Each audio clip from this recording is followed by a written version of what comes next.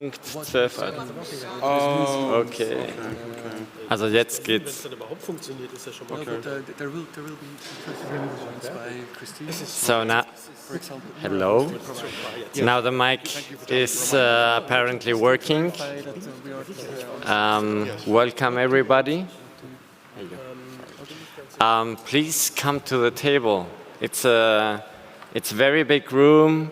And at the table you have nicer cables, nicer connections. It's much more convenient for everyone. And we don't mind if you keep on working to 90% on other stuff. Just pretend you are listening. So, and if you have something to say, of course, it's great if you intervene. So we will give you 1 minute more to come to the table, and then we will kickstart the meeting. Thank you.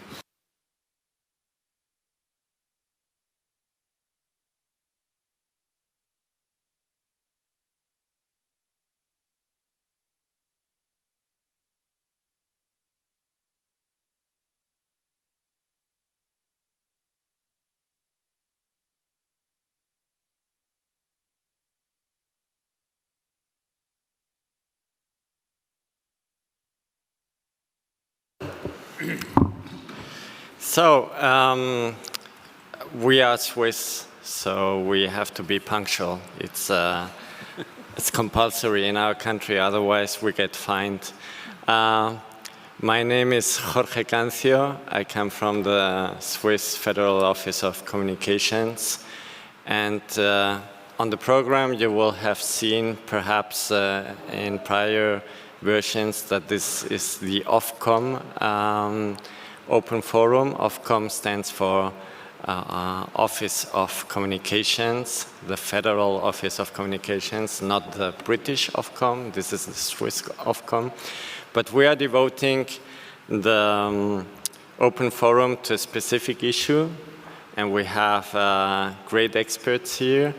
The issue is DNS abuse and misuse, so all the aspects which are tied to this issue and which have been discussed amongst other places in ICANN, in the Internet Corporation for Assigned Names and Numbers, very recently in Montreal, in Canada. You know, Internet is by definition multi-stakeholder and interdependent. Interdependent might be a new terminology we are using more. It comes also in the title of The Age of Interdependence by the High-Level Panel on Digital Cooperation. So this means that the functioning of the Internet, of the DNS, depends on all the players in the system. And one core part of this system is, let's say, at least for us who are not technicians, who are not really people who have a good education as lawyers or social scientists, it's like the digital phone book, the DNS, or the domain name system, which translates domain names into IP numbers. So if a malicious attacker can manipulate or tamper with this phone book, we may end up in completely different places we expected. And those places might be there to prepare an attack against us. And we will see the different kinds of attacks which are possible.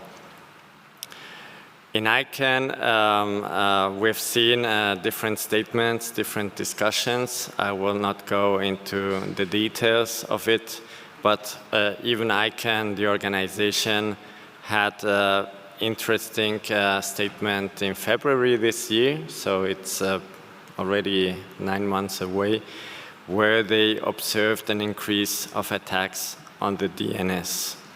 So we call those attacks often DNS abuse attacks, But as we will see here, there are many different kinds of attacks that fall into this category. There are also others which go beyond specifically the DNS. So it's good to be as precise as possible to define the different types of attacks we are talking about, because the way of remediating those attacks will vary. It will be different, and the measures taken to protect the users or to protect the DNS might vary.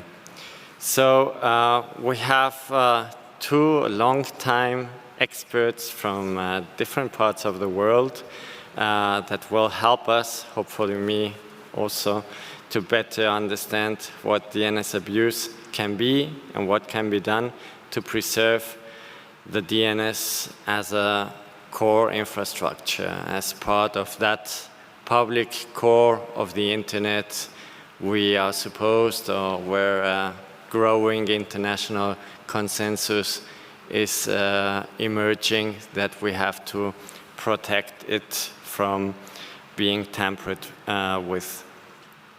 Our first speaker is Christine Höppers. I hope I pronounced that more or less correctly. The general manager from CERT.br, so from our Brazilian colleagues.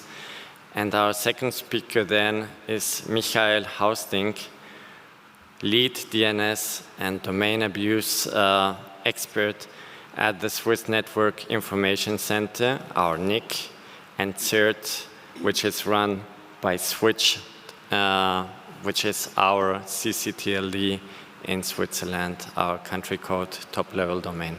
So without further introduction, I give the floor to Christine. Please go ahead. Thank you. Thank you very much. I would like, first of all, to thank the Swiss government, Ofcom, and Switch, and everyone involved to create this open forum. As we are talking here about DNS in a more technical way, I have some slides. I don't know if they can... Oh, okay, it's there. So we were kind of debating if we were using slides or not, but we would like to discuss the complexity of what we are talking about, and in more of a sense of how many actors are involved and how complex it is to define abuse. So DNS is both a distributed database and a protocol. And we see abuse of the protocol and of the database. So I think it's very fair to say that we have attacks, abuse, and sometimes just misuse of DNS. So in this area, usually when people talk about DNS abuse, they are talking about DNS operators and how DNS operators could solve all the problems. And I think we have more actors involved in that.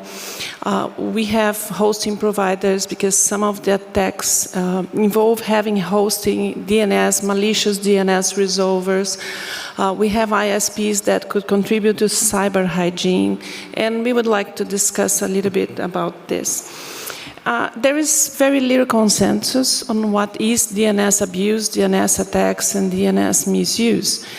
And I think one of the only examples we have of taxonomy, it's a paper published last year that actually has a pretty complex graph that not necessarily reflects the consensus of the community, but really shows how diverse it is. It talks about DNS protocol attacks that usually are talking about spoofing, man in the middle, and other stuff. We have DNS server attacks that usually means taking a DNS server offline, hijacking the server itself or part of the traffic. Cache poisoning is a long known attack. So, and we have in this category of abuse misuse, that we can debate what abuse is, what misuse is, if it's attack or not. We have kind of not necessarily good uses of DNS. And we have seen first ICANN issue some reports on DNS reflection and amplification.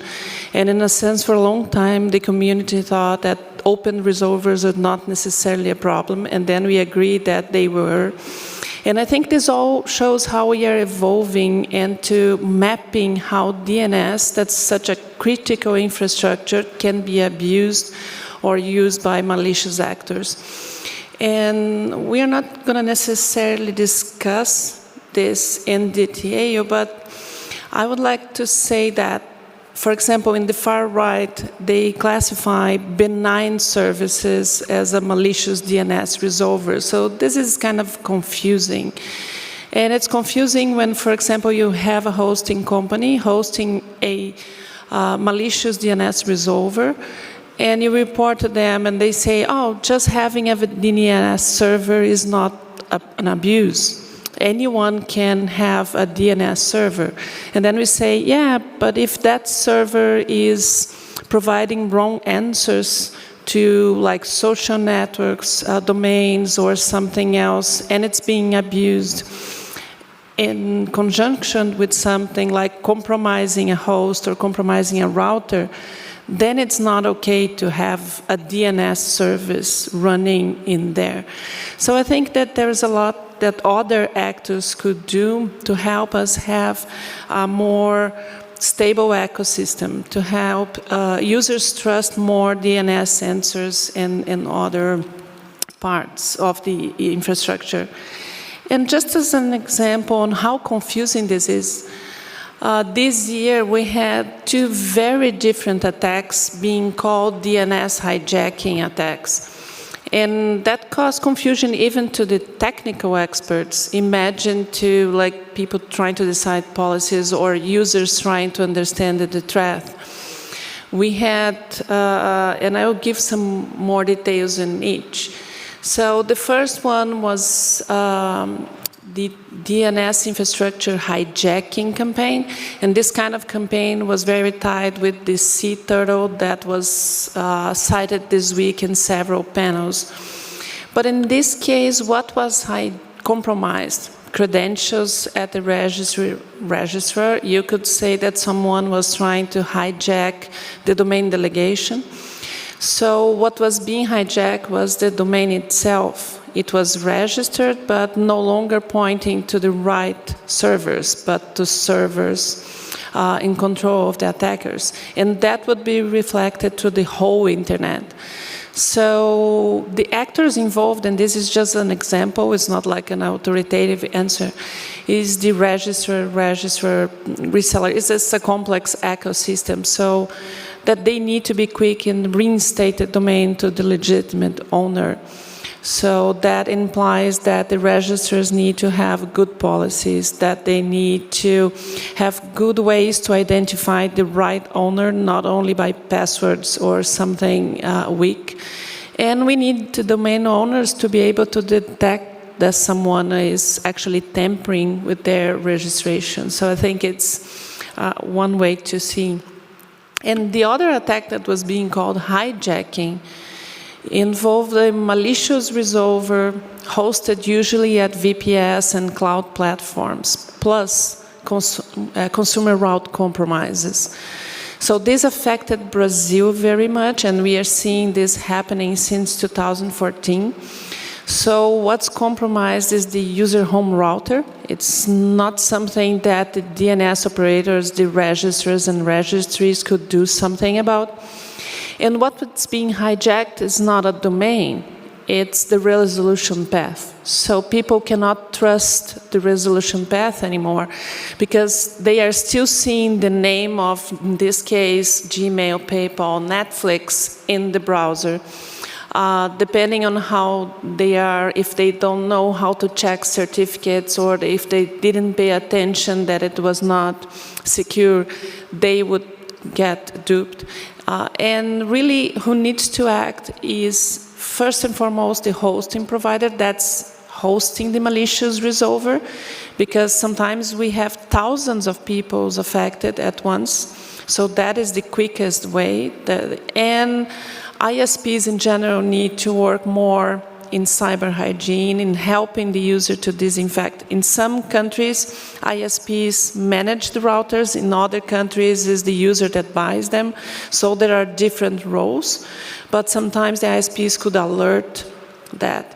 So this is a kind of hijacking that, like, the registrars cannot act. You actually have to have cooperation from a whole ecosystem. But you have criminals using DNS. The fact that DNS is part of the critical infrastructure of the internet, and that all starts with your name. So I think this is really one of the main points that I wanted to make, that what we are talking about when we talk about DNS abuse and DNS attacks is more than just domain takedowns or trying to see if there is a malicious content hosted somewhere. Because there are multiple ways to abuse and misuse DNS, or how do you want to call that, but they not necessarily involve malicious domains. They involve actually subverting or compromising parts of the infrastructure, sometimes the user, the router, or some other parts. So, and it's really hard for the user to detect this. We can say, oh, the user could try, but we know that's hard. Technology is complex. It's not easy to teach how to check digital certificates, see if the authority is the right one. So it is not an easy part. So, and it's also hard to detect if a domain is malicious or not. And we had plenty of discussions about that this week. So I'm not going to talk about that again. And who can do something about it? Of course, we always recommend that the operators, the registrars, they need to have multiple factor authentication. You should choose your register based on good practices, and these registers could encourage good practice, could make it easier to use DNSSEC, to use some best practices, to use multi-factor authentication. CERTs, instant response teams, they can help in the analysis, because sometimes not all actors have all the pieces of the attack. So we could help see how different parts of the internet are being used to abuse, and how DNS is part of a bigger abuse campaign or attack campaign. And I think most hosting providers, this is a challenge very close to our heart in Brazil. Most hosting providers, they are not really with good policies to deal with DNS abuse when they are being used to host malicious DNS servers, because the policies actually don't cover that. Sometimes they just cover that you should not have open resolvers. So we are able to take these servers down when they are also an open resolver, but most of the times we get into a debate, oh, but how do I know that that bank or that organization is not actually hosting here? So you get into like a lengthy debate with something that could be resolved with a DNS query that will show who is the authoritative server for a domain, for example. So it's really a lot of policies and processes that need to be improved. And I think everyone is involved and needs to have like best practice, cyber hygiene. Then this week we talked a lot about the need to implement standards and practices. And I think this will help a lot to reduce DNS abuse as a whole. So this was my opening contribution here. I hope that it sets the scene for a lot of discussions during the session. Thank you so much.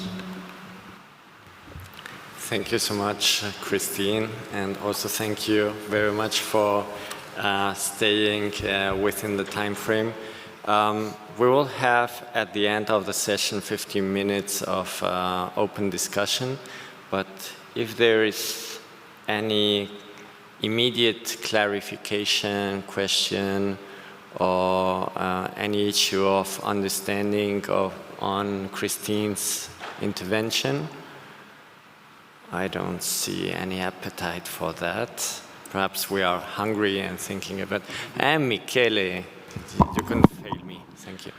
Thanks, Jorge. Michaela Nealon, CEO and founder of Black Knight. We're the largest hosting provider in Ireland, and I'm also on the board of the Internet Infrastructure Coalition, which is probably the largest trade organisation for the infrastructure industry, with members in the Americas, Europe, and further afield. I mean, while I appreciate the kind of framing of the issues involving DNS abuse, I do take some of the commentary about the hosting providers as potentially being a bit problematic. You might be having issues in Brazil with your hosting providers, but I mean, a lot of the hosting providers who are like members of our organisation and others, we do take DNS abuse quite seriously.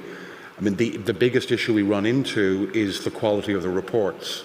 That the reports that we are sent are unclear or full of lots of information that isn't particularly helpful, whereas if, simpler, clearer, this is the issue, this is why we think it's an issue, etc., those kind of things can help.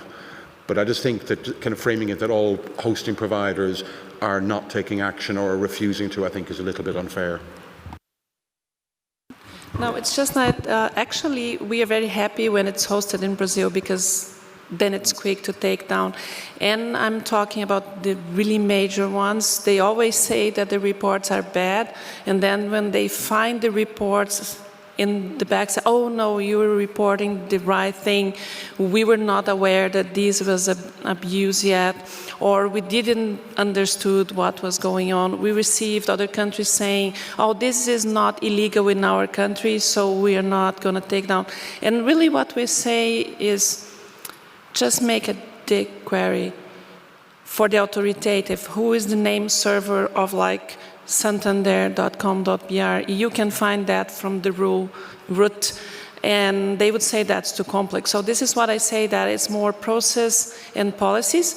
And when we happen to meet people in person and they see, then they change processes, and that actually works. But the thing is that they just migrate to the next one and to the next one. And then we are, for the past 5 years, just going hand in hand on different companies. We are trying to work with MOG. They have a hosting working group. We presented this information there. We have talked to some of the anti-abuse service providers. They are trying to create new playbooks, but they all kind of said, oh, we were not aware that this was an issue. So this is, they kind of were aware after the media picked it up this year, but it's still an issue. And I think it's an issue of taxonomy. This is why I wanted to intervene, because most of the time we see that they are just not getting what people are reporting. And because it was a problem that's affecting one part of the world and then not another one. And I think this is where we could improve taxonomy, and we could improve maybe having like policy templates of making sure which parts of DNS abuse are problems. And we see a lot of bashing in like registrars and registries, and I think everyone needs to recognize a little bit a part of what they are doing. So I think this is really my point, and I chose like this problem more because it was like in the media and involves several actors. So I think this is really the issue. Thank you. Thank you, Christine, for the clarification comment to the clarification comment from Michele. But we have a colleague a bit to the right. Please go ahead. Please introduce yourself. Hi, good afternoon, everyone. My name is Doreen Mukwena. I'm from South Africa. I work for the ZA Domain Name Authority, a state-owned entity which is responsible for the administering and the licensing of the .za namespace in South Africa. And so far in South Africa, we are the biggest domain name authority with CCTLDs over 1.5 million rands. So, but we have an issue, a serious problem, colleagues. One of the serious issues that we have in South Africa, it's domain name abuse. We have people registering these names in on the first and second level registration for the intent of abuse and offensive registration. We have tried to get everyone, especially the financial sector, to implement DNSSEC, and it's just not really being welcomed because they feel like it's a technology which comes from Western countries to Africa. And again, another issue that is very difficult for us to implement DNSSEC is the fact that we lack the skill set, you know. I don't want to say this technology was brought to us and dumped there because there hasn't been any training or any skill sharing on DNSSEC. Now, the question is, how do we then strengthen our policies from the register agreement to the reseller and to the registries? Because now you will take down a domain name today which is spreading child pornography. After 3 seconds, another one is up. Is it a problem of the domain name authority or it's a problem of the registrar itself? Thank you. Okay. Okay, I think this builds a good segue to the next intervention from Michael Hausting, because he's also coming from a CCTLD, from the Swiss one, .ch. And there we are dealing also with these issues and the questions, DNSSEC, implementation, how much, how quick, and what are the right incentives to go about it. So if it's okay for you, I'll pass the floor to Michael, and I hope that he's also able to put some light, at least from his point of view, to the question you put forward. So, Michael, the floor is yours. Okay, thank you, Jorge. I will address that during my talk. So, I'm Michael. I work for Switch. Switch is the registry for .ch. So we operate the top-level domain for Switzerland. But Switch is also the home of the NREN. And as the NREN, we run a computer emergency response team for more than 20 years. And that's why we also have a background in internet security and in cybercrime. Switzerland is somehow special because Switzerland has a law on internet domain names for nearly 10 years now. The BACOM wrote the law. And as a registry, we have to implement it. And the so-called Ordinance on Internet Domain Names regulates what the role and the task of the registries are. And I'm happy that the registry has no mandate to fight DNS abuse, but we have a mandate to fight cybercrime. And I think that's important because the term DNS abuse is, I think, misleading because it suggests that there is a single problem and there's a unified answer to that problem, and I think that's not the case. As a registry and a CERT, we have two problems we address. One is the problem of malicious registration. So people register domain names, they register them for fraud, for phishing, to run fake web shops or rogue pharmacies or for terrorist propaganda. Sometimes we have, not in Switzerland, but that's a general problem, we have malware that uses domain generation algorithms, and these domains are then registered as a command and control servers for botnets. We have this in Switzerland too, and I will explain later how we deal with that. But the main approach here is this is abuse, and we try to identify the abusive registrations and handle them together with the authorities. Completely different from that problem, we see the problem that there are attacks on the DNS system, and that's something where DNSSEC fits in, because it's a small step to make the DNS more secure. So DNS attacks, Christine already talked about them. So the main common issue here is not really attacks on the DNS, but websites that are compromised. So you set up a phishing page at a compromised website, and then you send out a few million phishing emails, and then the DNS is involved. We also saw the what I call domain delegation hijacking attacks in Switzerland. Christine already mentioned the Sea Turtle campaign. Switzerland was affected, and what happened there after the registrar was compromised, that a third authoritative name server was put into the zone file, and this third authoritative name server gave wrong answers, enabling the attackers to get a certificate and also to steal the email credentials from the mobile phones. So without doing anything, the users just went into a wireless network, they got the wrong answer for the IMAP server, and because the mail server had a valid certificate, their credentials were sent to the attackers. We then have a DNS hijacking attack, so that's, for me, that's everything that's in the resolving path. So if you get a wrong answer, there are different ways to do these attacks. It's more than one. Another thing we see as subdomain hijacking attacks. So these are basically subdomains that point to a domain name that is either not registered or can be overtaken somehow by attackers. And so you can set up a web page with a third-level domain name of your target, and it's completely legitimate. It looks legitimate. You even get a TLS certificate for that.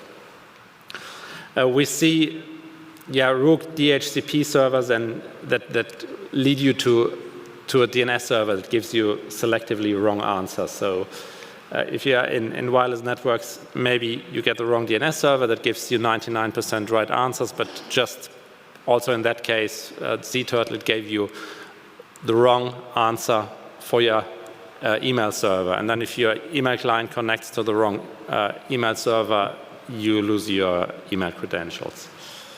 And we also see a lot of hijacking for black hat SEO now, so that is domains are hijacked and or compromised and just used for search engine optimization. For all these cases on the left side, we act as a CERT, so that means we're doing incident response. But the goal here is to inform and support the affected party. So usually you either have a domain owner or a website owner that is compromised, and we send out emails and inform them and tell them what to do. We try to mitigate these issues. For example, we share information on these domain names in Switzerland and also with a larger security community to mitigate the problem. For example, if a domain is hijacked, it will be most likely blocked by the ISPs in the DNS firewall for the first 24 hours, so that the risk that people lose their credentials there is low. And we also do remediation. That means we send takedown notices to the hosters and tell them, hey, you have a compromised website, please clean up. And that works pretty well. We do that for about 10 years now, and all the large hosters in Europe, and usually after 2 or 3 hours, they clean up. There are a few smaller ones that don't have the resources, but for the compromised part, usually cleanup is done within 24 hours. What we also do is, regarding DNSSEC, we give free trainings in DNSSEC to authoritative name server operators and also to smaller ISPs. We teamed up there with PowerDNS last year, for example, and they gave a one-day training that just gives you the essential knowledge of DNSSEC and how to implement it, and also to demystify a little bit the whole topic, because 10 years ago DNSSEC was not ready to implement, but now it's quite easy. So in the most resolvers, it's just one line of config and your DNS server is resolving. We also try to promote open standards like DNSSEC, like DMARC, which is quite important to fight email spoofing. And we are working together with the government to strengthen the resilience to cyber attacks, because I think DNS is ubiquitous, and every cyber attack has somehow a DNS component. That basically was the attack part, but we also face malicious registrations, like most of the CCTLDs and also GTLDs do. I'm sure you all know about the problem of fake web shop. That is what keeps us busy, or what kept us busy the last 3 years. We see domain names registered for web shops, and if you order something like this on a web shop, if you're lucky, you get something like this. And if you are not lucky, you get nothing, but in both cases, your credit card is stolen.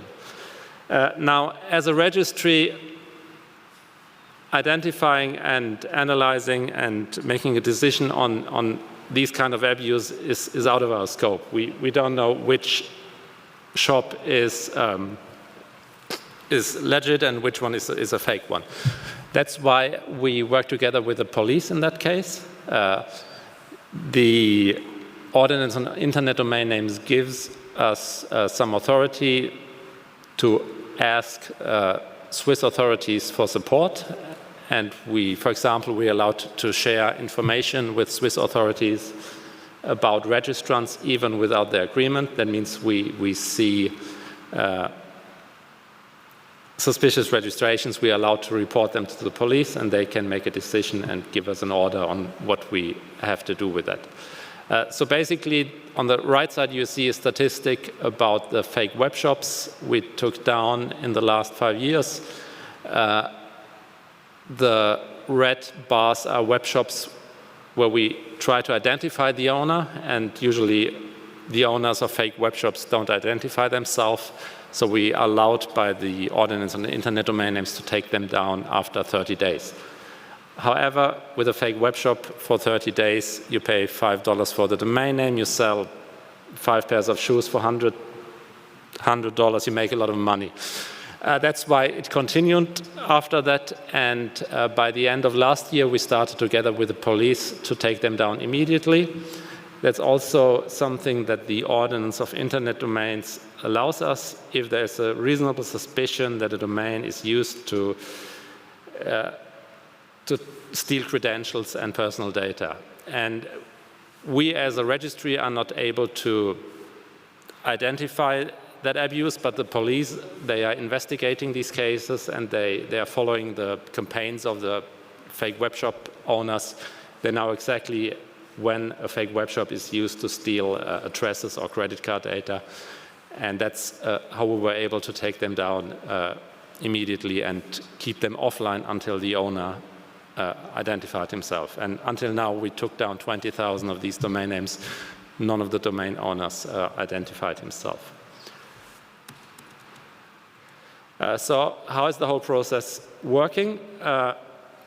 This is Switch, this is the registry, so we have the database of all registered domain names, and we have a pattern of registrar data, so basically who is the registrar, who is the name server, what emails is used, and we use that to identify once every day malicious new registrations. So we do that every morning at 6 o'clock and send the data to the police.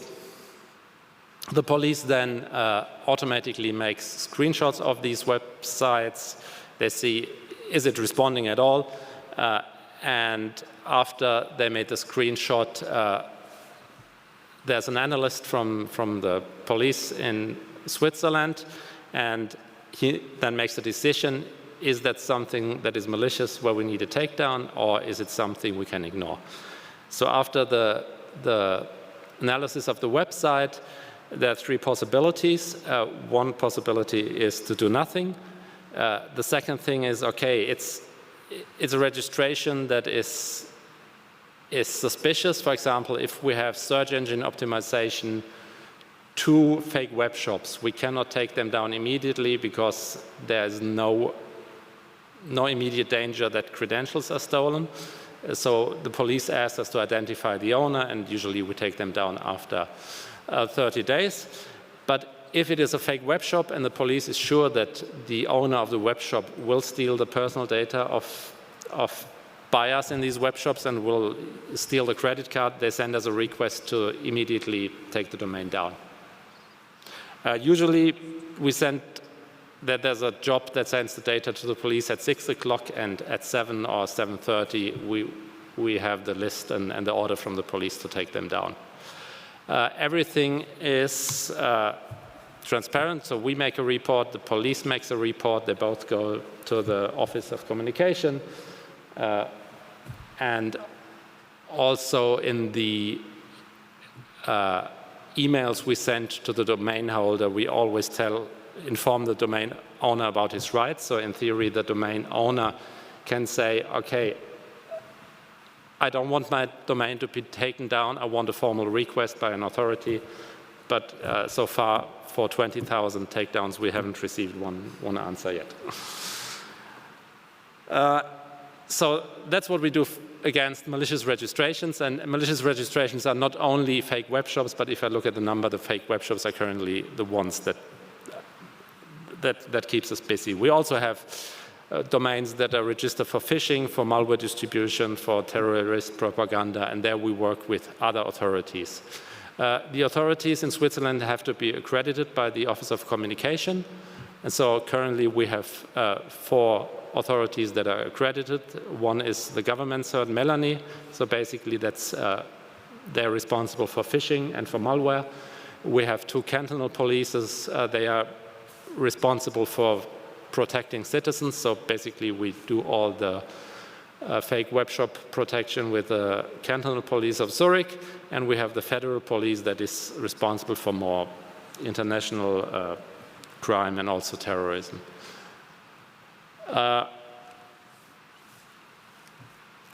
What are the key success factors to keep .ch a clean domain? I think the regulation helps us because it enables us to do things, it enables us to share information, it enables us to suspend the domain name, and encourages, and it also requires cooperation. For example, as a registry, if we see a phishing page, we can suspend the domain name for 5 days. After that 5 days, we have to turn it back online because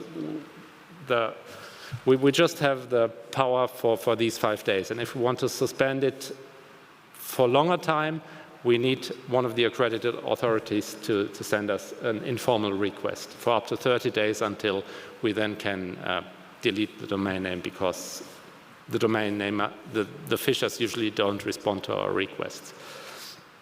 And that cooperation is critical. I think for phishing, we work with Melanie, for fake web shops with the police, and only together we can solve this problem. I don't think there's a single entity that can keep up with this problem. So as a registry, I mean, we can act fast, but we don't have the ability to analyze websites and to judge on content.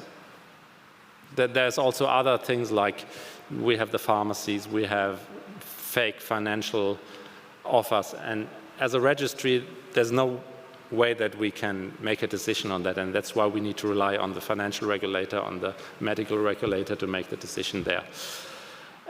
Because they have experts that can judge it, and that's important. And the last thing that's, at least for the fake web shops, that's critical is because you have 20,000, so automatization is critical because you can't handle that manually. But it's also easy because the bad guys, they also use automatization, and that's what enables us to do the detection. As a last word, I think that cooperation really is the key, and that no single entity can solve the problem. That sometimes I see finger pointing and say, oh, the hoster needs to fix it, or the registry needs to fix it, or the police needs to fix it. And I think if we try to go that way, we will not be able to solve the problem. Thank you. Thank you so much, Michael. This brings us back to the idea of multi-stakeholder. So, and interdependence, we have to work together. And also in a small country like Switzerland, where everyone is counting really the pennies, and the citizens have ultimate control on what bodies are established. This is a question of necessity, that everyone works with everyone, and that we establish as efficient procedures as possible instead of big new authorities which no taxpayer would accept. So I think that we heard a couple of times the name Melanie. Melanie, just for your information, is the National Cybersecurity Center. It has an official name which is much more complicated, but it's the National Cybersecurity Center in Switzerland. And for moderating the discussion, the Q&A, I will pass the floor to my colleague Adrian Koster from Melanie. But before, and I'm really thrilled that so many of you have been taking pictures of the presentation, both on the table and in the sidelines, so people are paying really attention, and that's great to see. I would really ask both Michael and Christine that if it's possible that we upload the presentations to the website of the IGF where the session is presented, so that everyone can download the presentations. And of course, I guess that both Christine and Michael and also Adrian and myself, to the extent that it's useful, we are also very open to take this offline and to continue dialogue and cooperation after this session. But now, as said, I will pass the floor to Adrian to moderate the discussion. Thank you. Thank you, Jorge, and thank you to the two presenters. Thank you, everyone, for coming. So I'll open up the floor right away if someone has an intervention or comment, questions. I have a question. So during the presentation, you said many times that you will take the sites down. I'm assuming that a registry can only stop the domain name from being resolved to an IP address. So does that mean you're working together with the hosting providers to actually take the site down, or what exactly are you doing? Thanks. Okay, I think the question is for me. So if we talk about a takedown, then as a registry, we remove the delegation of the domain name. So if we receive an order by the police to suspend the domain name for 30 days, we remove the delegation in the .ch zone file, so the domain no longer resolves. The registrant itself, he still is the owner of the domain names, so he has 30 days time to identify himself, and if he does, we will lift the suspension of the domain name. But as I said, nobody replies, and that's why the domain stays offline until it's deleted after 30 days. That's a domain name takedown. That's the removal of the delegation. There's also a takedown of content, and that's if we have compromised websites, we send a takedown request to the web hoster and say, we identified a phishing page on that domain name on the website you are hosting, please take it down. And usually the web hosters, if it's phishing, if there's a phishing form on the website, they will do that within 24 hours in average. Yes, please. Thank you for the presentation, and I must say, I guess I just gained myself a friend, because after this presentation, I will hunt you down. And one more thing I wanted to ask, you actually said that you take down domain names, which are spreading propaganda and what's not. In South Africa, we have an issue of electoral engineering, especially when it comes to elections. We have a whole lot of domain names which are registered for the purposes of spreading propaganda and false information, especially disinformation and fake news. Now, how do we then bridge the gap between taking down a domain name which is for malicious purposes without being seen as if you are being censored, as if like you're censoring people? Because on the multi-stakeholder model, we shouldn't practice censorship at all. But how do we then bridge the gap between misuse and censorship? Thank you. I'll take this one. Well, we don't tackle the freedom of speech issue with this, because what we are trying to do is taking down websites or clean up the Swiss domain space. We don't even necessarily want to take down the content of the internet. We just see that there's a trust level in our top-level domain, and when users go to a .ch domain or a web shop on a .ch domain, that they are not victim of fraud, or that they are not victims of phishing. So this is mainly a measure to clean up our CCTLD from fraud and from criminal behavior. So this is not meant to limit any fake news or any spreading of some propaganda. When it comes to the terrorist propaganda, there is a specific law in Switzerland that says you cannot make propaganda for ISIS or for Al-Qaeda or stuff. And there's also the federal police that will investigate, and they will decide on this is propaganda for this entity that is forbidden in Switzerland. But fake news is not forbidden in Switzerland, so you can spread whatever you want to.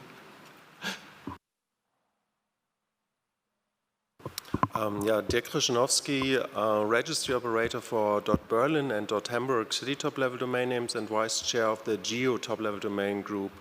My question targets a problem we have also in Germany, where not only .de domain names are used for fake shops, but also .com domain names, which are in a similar price range at the registrar. How do you deal with I guess you have .com fake shops targeting Swiss users as well. How do you deal with them? Well, that concerns the .com domain space, and we are mainly trying to build trust for our own CCTLD. I believe every registry needs to be mindful of their reputation. I mean, .com is the biggest, and it's really hard for them to measure to take measures across the board. But when you're a registry, or as in case of Switzerland, we have our CCTLD, we try to improve the trust there. And I mean, what we do is a very pragmatic approach. So there needs to be quick action, because in the internet everything is real time. But there is also the due process. So if you're for every registrant, we need to have the possibility open to enter into due process, so he can request a formal decision by an authority why this shop is taken down. And what we do after this 30 days, when they don't identify themselves, then they decided to not enter due process. They don't want a decision. They are okay with us deleting or well, first suspending, but then also revoking the domain name. But this is an administrative measure. This is not a criminal proceeding in the first place. But there should be in international law enforcement efforts to tackle the web shop, the fake web shop issue. But that is a police or it's a law enforcement matter.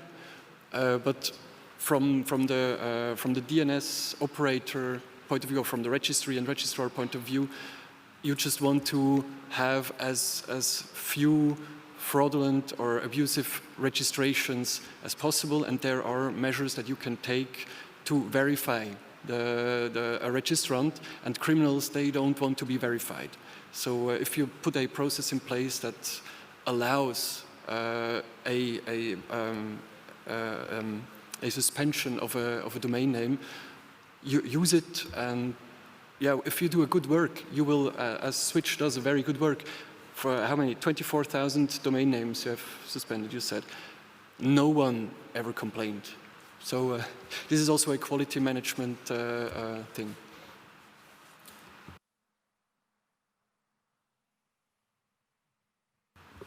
Any other interventions? Michele? there's somebody behind you as well. Maybe let Alan go first since he hasn't spoken.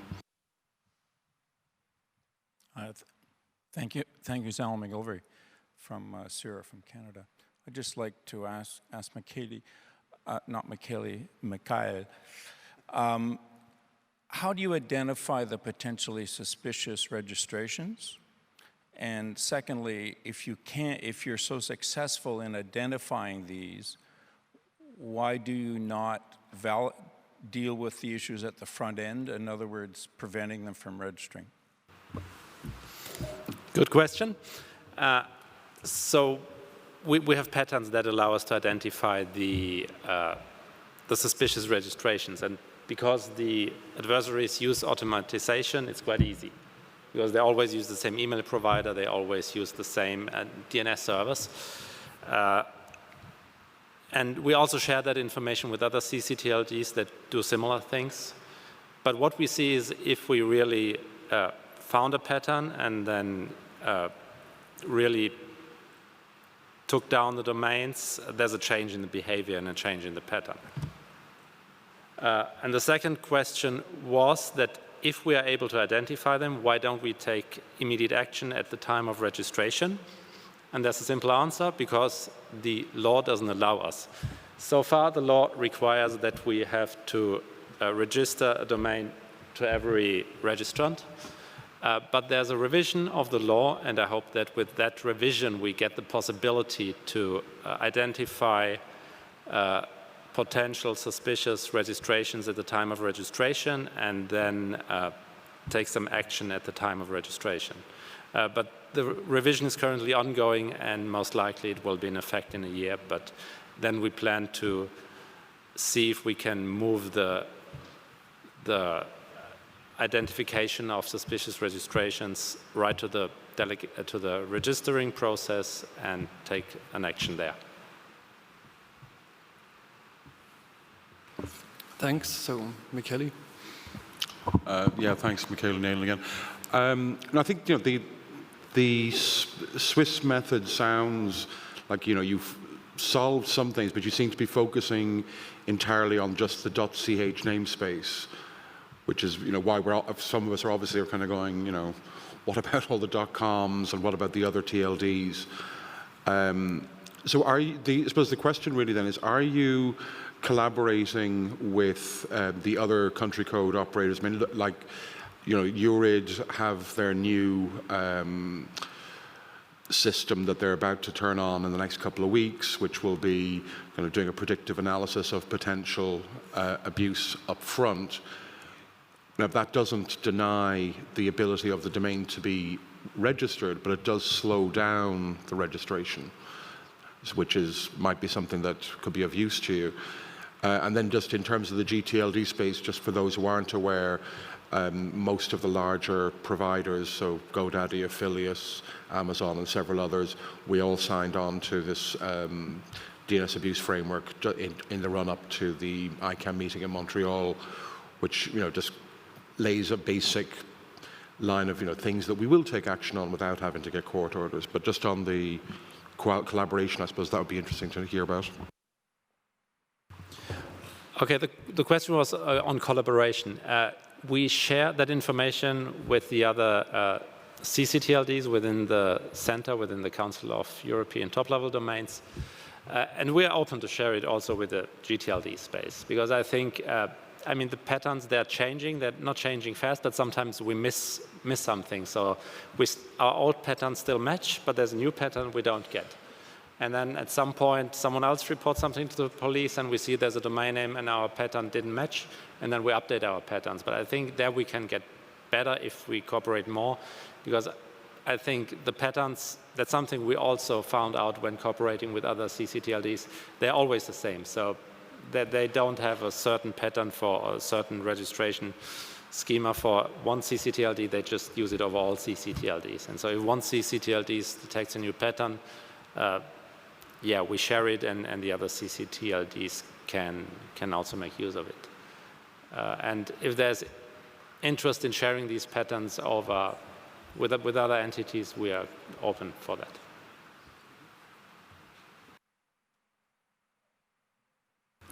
And we, of course, we share our law or our policy with everyone who is interested.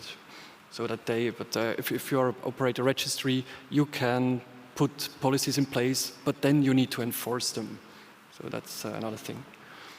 So with this, is there any last burning question or comment that someone wants to make? Because otherwise we'll wrap up. So thanks everyone for coming. So numerous. Yes, thank you. Thank you so much. We are giving you back 1 minute, so thank you very much and enjoy the rest of the IGF and hope to see you soon and that you enjoy also the PowerPoint presentations as soon as they are online. Thank you.